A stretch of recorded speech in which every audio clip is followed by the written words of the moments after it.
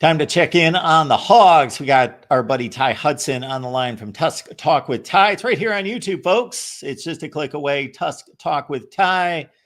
Get your Arkansas football fix there. After you listen to us here, then you just head right over. Ty, how you doing? I'm doing good, Mark. Glad to be back on. It's been a while. Absolutely. We want to catch up on the Hogs. I'm going to ask you this. Texas and Oklahoma joined the conference.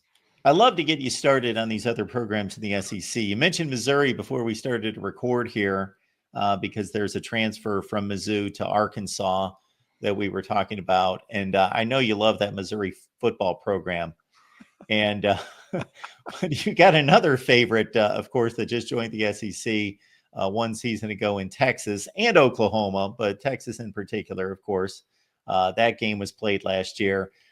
For Arkansas fans to see Texas march into the SEC, didn't win the conference, lost the conference championship game, but they did have the best record in the conference during the regular season. And of course, pretty much proved to be the best team in the conference once it was all said and done, advancing primarily one play within a national championship game. After 30 plus years in this league, does that kind of rub Arkansas and Hog Nation a little bit? If you ask a certain generation of Hog fan that, it drives them crazy.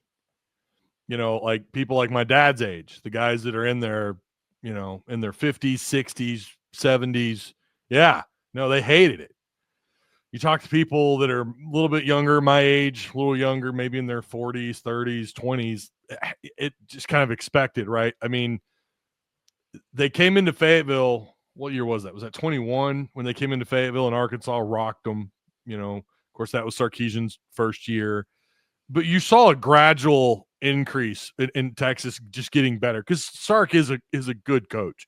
I don't care if next year I think they're going to be really good next year. But even if they go 8-4 next year, I still think Sark is like a really good quality coach. Seems to be a pretty good fit at UT. I think everyone just kind of expected it for the most part. Like we knew that, the focus being that Arkansas just won 4 games the previous year. And now, of course they would end up winning 7 this year, including the bowl game. I think right now the focus is just like, I don't know. They're kind of, I don't want to say they're over football, but they've just kind of, their mindset has moved on to the Calipari, to basketball, to Razorback baseball. I don't think it rubbed them the wrong way. It might have been different maybe if Arkansas was better and somewhat relevant in college football. And let's be real, they're not. And it's been a while since they've been relevant. Had they been in a more competitive space, maybe they would be more, it wouldn't just be the older generation. It might be the younger generation that would still be a little upset. But the fact that this hasn't been a true rivalry in decades, going back to the Southwest Conference, outside of playing them in some bowl games and, whatever, it just doesn't hold the same to the younger generation, at least to the verbal side on Twitter and in my YouTube comments and on Facebook. Like they'll tell you, oh yeah, we hate Texas, but not really. I mean, I think there's more hatred for like Ole Miss because of the Lane Kiffin debacle, Hunter Yurachek, and Arkansas fumbling that entire situation, and him going to Ole Miss and having the kind of success that he's had there. You could argue LSU. I just Texas probably, yeah, they're still the number one rival, but it's to a certain section of the fan base. It's the older generation that grew up hating the color burnt orange. So it's a difficult question to answer. Is the more vocal crowd still vocal about hating Texas? Of course. But being here in Northwest Arkansas, going to the games over the years and doing what I do, focused on Razorback content, Razorback football and basketball and whatnot, it just doesn't seem to be like I'll say this. It's not what I thought it would be. I really thought the hatred would be turned up. It would be dialed up to 11 once they join the conference. And it really doesn't seem that way so far. We'll see in the future. Maybe Arkansas can hold up their end of the bargain and become somewhat relevant, I don't know if they'll ever get to what they were when they were in the Southwest Conference, where they were one of the top 2, top 3 teams every year in that conference. But, it helps when you're good and you have these meaningful, organic games that create rivalries, not this forged by the conference stuff like you got with Mizzou. When they form organically, which is what UT and Arkansas was, it's a different story, right? Like that's real hatred. That's real rivalry. And I think what they had today is a shadow of what that once was. So, Ty, let's connect everything that you just put into context with Sam Pittman. So, by some standards, the last time Arkansas was relevant would have been 2010-11, that Bobby Petrino run of a couple of years going to major bowl games, finishing in the top 5 to 10 in the country, winning 10-11 games. Okay. Or I'd say Brett Bielema for a minute. Number one, he was a name. He had gone to 3 consecutive Rose Bowls, and there was a point during his tenure where it was ascending, and it looked like he was going to turn the corner. And then, of course, it went south. They kind of flattened out at 7-6, and then he was done. Yeah. That would be, when they caught some people's attention for a little while. But it's been nothing. Chad Morris was a disaster. Sam Pittman, of course, the 9-4 season, the win against Penn State, caught some people's attention, myself in particular, that really good football team, but not sustained success. So now Sam Pittman's sitting in this, I know his record is basically 500. His conference record is way below that. Are they going to put up with this? I think his conference record's like a 33% winning percentage. It's not great. It's not great. And then you have these losses, the way you got manhandled by Ole Miss. You really struggled to go toe-to-toe with LSU. You had A&M on their heels. Hell, they played pretty good against Texas for the most part. Ultimately, obviously losing, but it wasn't a blowout like a lot of people thought it would be. It was a pretty competitive game for the most part.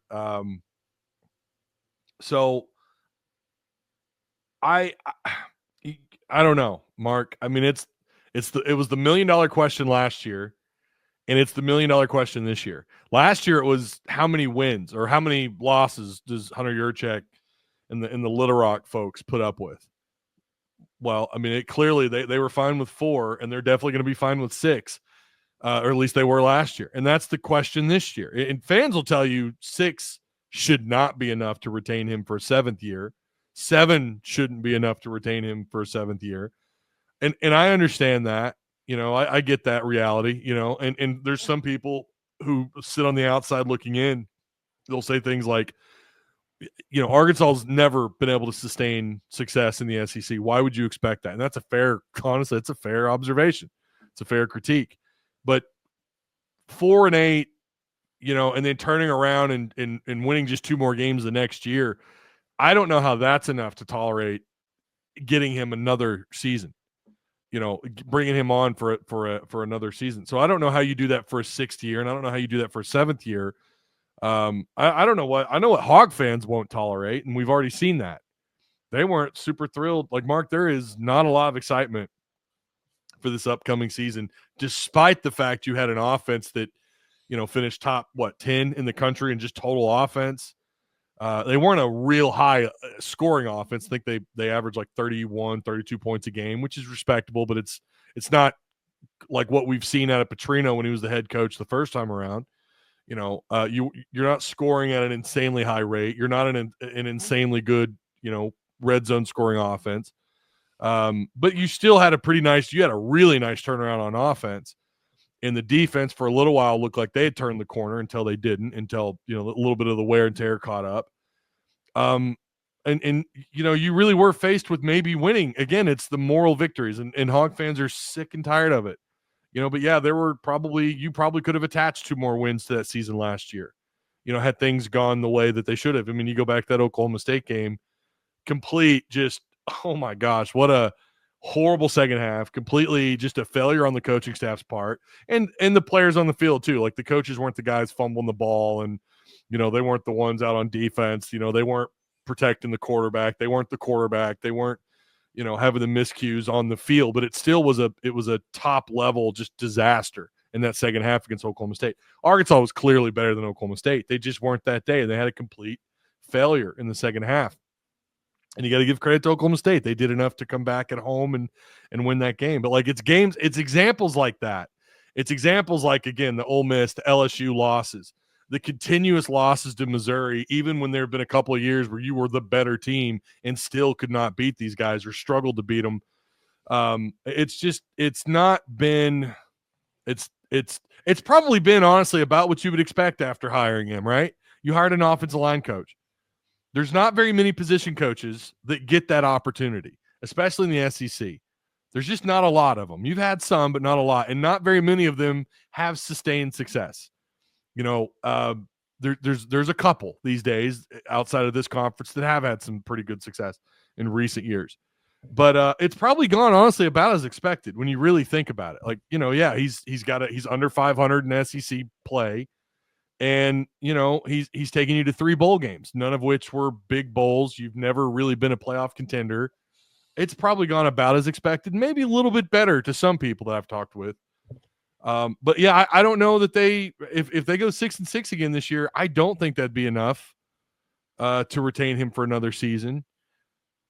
But I guess we'll have to wait and see. We're not in Hunter Yurchek's mind. We can't read his mind. We don't know what he's thinking, and maybe there's some other stuff going on the outside that we just don't know about. That maybe that's why they kept him, because of financial reasons or whatever. But it's probably, like I said, it's gone about as expected. But it's still the moral victories. Fans are tired of it, and they want something to be excited for. And Petrino was enough to hold him over for a little while. But that polish is worn off like that. It's like, yeah, okay, but whatever. We won 6 games last year. We still got blown out by some teams, and it still was mostly a very uneventful season. So you get some credit for lifting them out of the mire of Chad Morris. Absolutely. Because that took some time. And that first team that went 3-7 was much more competitive than their record would indicate. They were really good, actually. Yeah. And that was a strange season, obviously. And then they get the Penn State win in the bowl game and finish in the top 25. But he's finished in the top 25 once in 5 years. He has finished 4-4 in the SEC once. And other than that, 14-28 with all losing records in the SEC. And he's a game under 500, even with the cushy non-conference games mixed in. Man, I just think it's difficult to justify this for too long, especially since, not to bring up your favorite team, but Eli Drinkwitz the last 2 years is 11-2 and 10-3. Yeah. So it can be done at a school because my initial thought is, wow, Arkansas is in a tough spot. Not a great high school football playing state, low population. They're buried behind all these blue bloods. And they can bring in the 25th rated recruiting class in the nation every year, but they're not going to finish number 25 in the country because they got to play this schedule. But then I look at Mizzou in South Carolina. When you see the turnaround, like you could throw Ole Miss in that mix as well, right? When you see the turnaround that some of these other schools that Arkansas, let's be real, was ahead of, just in terms of, I don't know, where you would position them in a power poll in their respective conference. In the history of college football, Arkansas is on a higher plane than Ole Miss and Missouri and South Carolina. It's not even debatable. Yeah. And the fact that they've been able to hang on and turn it around, like I kind of think Drinkwitz, maybe this is weird to say, and I'm not saying he is Bobby Petrino, but maybe this is their Petrino moment. Lane Kiffin is Ole Miss's kind of Petrino moment, where this school that's, maybe not a traditional blue blood. We know they're not traditional blue bloods, but they've got the right guy at the right time. Listen, Lane Kiffin, he's kind of funny on Twitter, and he's kind of a smart ass. I know people get, kind of tired of the antics and the fake injury stuff, and I get it. That's all very tiresome, but he is a good coach. He is a higher quality coach. Higher quality than what Ole Miss would probably expect, in the same way that Petrino was for Arkansas. And so it's worked out well when you can hire above your own, where you're at in the stance of college football, when you can hire a coach like that. I mean, look at, and we're not supposed to do this with sports, I get it, but I'm going to do it anyways. Look at what happened when they hired kind of an upper echelon coach in Calipari, or Coach Cal. I would say Calipari. I don't know why I don't pronounce it correctly. I just say Coach Cal. This year should have been a disaster. When you start off 1-6, That's never happened in school history at Arkansas, where you start off 1-6 in conference play and then turn it around and go to the Sweet 16. And that happened because you had a coach like Coach Cal, who's a high quality coach. He's above the Arkansas standard in basketball. Let's be real. This is, Arkansas is not a blue blood school. They might be knocking on the door had the 2000s gone a little bit better, but it didn't. Nolan Richardson's final few years were a disaster. And then you bring in a guy like Stan Heath, who's this up-and-coming coach, didn't work out. You go to Pelfrey, doesn't work out. Mike Anderson doesn't really work out. And then eventually you hire an Eric Musselman, who, I don't know where he stands as far as the realm of what he is as a coach, but he certainly did some great things here. And then you bring in Coach Cal, and it's been it was outstanding this year. And the caliber of talent is better. That's just what happens, right? When you hire a Lane Kiffin at Ole Miss, when you hire a Bob Petrino at Arkansas, it just seems to, not all the time, but it seems to work out pretty well for these schools who manage to get a coach of that caliber. And maybe Drinkowitz is that. Maybe Drinkowitz is maybe his next big job. Maybe he is a coach in waiting at a bigger school than Missouri. But it certainly seems like these schools have caught lightning in a bottle in the same way that Arkansas did. And it starts with the caliber of coach. Again, going back to basketball, the higher caliber of coach has been hired in the SEC the last 5-6 years than any other conference. When you look at the names that have come into this conference, it's been insane, and look what happened. They broke records in the NCAA tournament. Like, they sent the most schools ever into the NCAA tournament from any one conference. It's because of a higher pedigree of coach. So you're starting to see this across the SEC now in football, where even schools like Ole Miss have a coach like Lane Kiffin. Maybe Drinkowitz doesn't belong in that conversation, but he's certainly put Missouri in a place where it's not out of the realm of possibility to believe that he might put them in a position to be a playoff contender. Maybe not next year. I actually think they might take a step back next year. But you can make that argument based on what he has done in recent history at Mizzou. Now, whether or not he could sustain that success, that is a different question. But Pittman is not that. Pittman was he was an offensive line coach for 30 years. Not someone that you would think of as he's not a coach in waiting at a bigger school. Like, this is probably the best job he's ever going to have. Let's be real. So the question is, moving on from Pittman, what's next for Arkansas? Because I don't know that he survives 25. I don't know that he gets through the season. The schedule is brutal. It's going to take a lot. And like you mentioned, he's had one top 25 class. I thought he had two. He's had one top 25 class. He has done pretty well in the portal for the most part. He's probably exceeded what you would expect Arkansas to do. Again, you have to take, I know there's going to be some Hog fans that don't like what I'm saying, but you take the Hog colored glasses off for a minute to think that Arkansas has had two top 12 transfer classes in the last 5 years that's you don't expect that given what hasn't happened for Arkansas since 2010, 2011. So in some ways, he's been a net positive. In a lot of other ways, he's been kind of a net negative. He did pull them out of the muck. That last year under Bielema was a disaster. The last 2 years under Chad Morris was a disaster. And he came in that 2020 year and won 3 conference games. Realistically, should have been 4 because of the Auburn debacle, the awful officiating and how that game ended. But we'll just stick with the 3 conference wins. Fine. That was – you hadn't won a conference game for a while up until that point.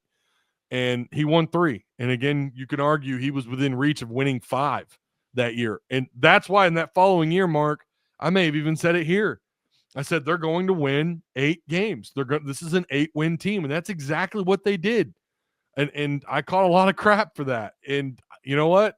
I know I'm patting myself on the back a little bit, but I felt pretty good about what that team was and what they could be. And there for a minute, it felt like, oh my gosh, Pittman might have been a dark horse hire, and maybe they can be a playoff caliber team. And then they haven't gotten close to that level of success that they had in 2021. So that's what this is all about, getting back to that point and then maybe going beyond it. But I'm with you. I don't know with the conference record that he has, there's nothing there that tells me that he's going to be able to do that. I don't have a lot of confidence that they're going to go out and win 9 games this year. I just don't. So we'll see. And I guess the other question is, does he survive that gauntlet? Because you've seen the schedule. It is absolutely brutal. So I don't know. fans are looking for something, Mark, and I hope Taylon Green's, coming back with Petrino. Some of the weapons around him are hopefully they're better. I don't know that you improve beyond Armstrong. I mean, he was incredible for them last year, but a lot of questions that need to be answered, and it starts with spring camp. Ty Hudson's here talking Arkansas football. We enjoy it every time with Ty, and you can as well on Tusk Talk with Ty. It's right here on YouTube. Of course, join me for the college football show that we do each and every Monday, Tuesday, Wednesday, Thursday, Friday at 4 p.m. Eastern time on the main channel. So the longer you talk, Ty, the more dots I connect. There are two coaches that have returned to their original teams this offseason. So it's Scott Frost, who was a disaster at Nebraska, but he went at one point 12-0 at UCF. And then you got Rich Rodriguez, who, of course, had a nice run at West Virginia. Then he got lost at Arizona. Jacksonville State had to work his way back up. He gets the next run at West Virginia. Well, you got a guy on staff there that you just mentioned. So, Bobby Petrino part 2. So I just put a video out on this last week. I highly recommend you people go watch it. I'm trying my best. You just mentioned connecting the dots. I tried to do that with that video. Like here's how it can happen. And I'm going to urge folks, you to go. It will be easy for you, not to cut you off, Ty, but I'm going to get this in. It will be easy for you to watch the video, folks. We'll put it right there at the top of the description section. The link's going to be right there. I appreciate that. Yeah. I'll just say this. Do I think there's still a path there? Absolutely. I do. Do I think it actually happens? Watch the video and find out. But I do think there's a path. I think that there's certainly a way to get there. The question, I think, would have to be, and listen, Hunter Yurchek has already come out and said that that's not something they're trying to, like, he was on a podcast. When was that? Gosh, when Muss kind of vanished and was taking that USC job, and he was out in the West, and everyone was panicking, and Hunter Yurchek goes on this small podcast out on the West Coast. And he was asked about this, and he's laid it out. And in fact, that video is in my video. You can go back and watch that part 2 as well. But he says it like that is not something we're actively trying to do, is basically, to kind of summarize that's not why he's here. He's just here to be the coordinator. And Petrino himself has said that he's not interested in all the extra things that a head coach is responsible for now, talking about the NIL and all this stuff with the collectives. He just wasn't interested in having that. He just wants to coach offense. Yeah, we all know really deep down this guy wants to be a head coach again, whether it's at Arkansas or anywhere else. He's known for having quite the ego, wants to be in complete control. And I'm sure he's fine with where he's at. And he is, I don't know what he's actually compensated, but he's one of the more, it's a pretty good deal that he's got being just the offensive coordinator. And I think he was successful in his year 1 back at Arkansas. I think it was a successful year on offense. Defense is the other issue here. It's a big issue for Arkansas last year, despite the fact the turnovers were a problem for Arkansas a year ago, and not being able to finish off those drives, coming away with more points was also a bit that's a concern, right? The scoring offense should have been better. But again, for the most part, it was a net positive. If that happens again, Mark, and the defense is as awful as it was a year ago, they may not win 6 games next year, despite the success on offense. It might be a 5-win year. There's no way Pittman survives that. There's no way he survives that. And again, I'm going to urge people, go watch the video, how I come to the conclusion, or how I get to the point that I make in that video at the end. But is it a possibility? Yes, I still believe it is. I don't care what Hunter Yurchek has said. I don't care what Bobby Petrino told the media or Hogs Plus. I think it has a seat at the dinner table as a possibility. That's often something I say on my live show. How many wins, is Arkansas, like, what's the ceiling for Arkansas next year, right? Well, maybe 8 wins has a seat at the table, but how far up the table is it really? Or is it on the opposite end of the table? Maybe it's got a seat, but it's not super likely, right? And that's probably about what I would say with Petrino. Like, I don't, it's got a seat at the table. I'll just say that. A lot of things have to happen. A lot of things have to not happen. After, let's say, you walk away from Pittman, means you go after a couple of coaches. Maybe they don't end up so swell. So, yeah, there's certainly a possibility there. You're right. I didn't even think about that when making the video about, two coaches that they're at their former jobs. By the way, he's already done that before. He went back to Louisville, and we saw how that last season went, right? But I think there were some other politics going on, and he was on a pretty short leash as it was. And I think that would be the same scenario here, to be honest. If he were to take the job, it would be a very short leash. I think it would be a very short-term gig, too, if he were to get the job. I think it would really be about a 2 to 3 year thing, kind of like another in-between hire, what Pittman was. It would be another in-between hire, I think. I could be wrong. And then there are other questions, right? Like, if he were to get the job, what does that do to the NIL?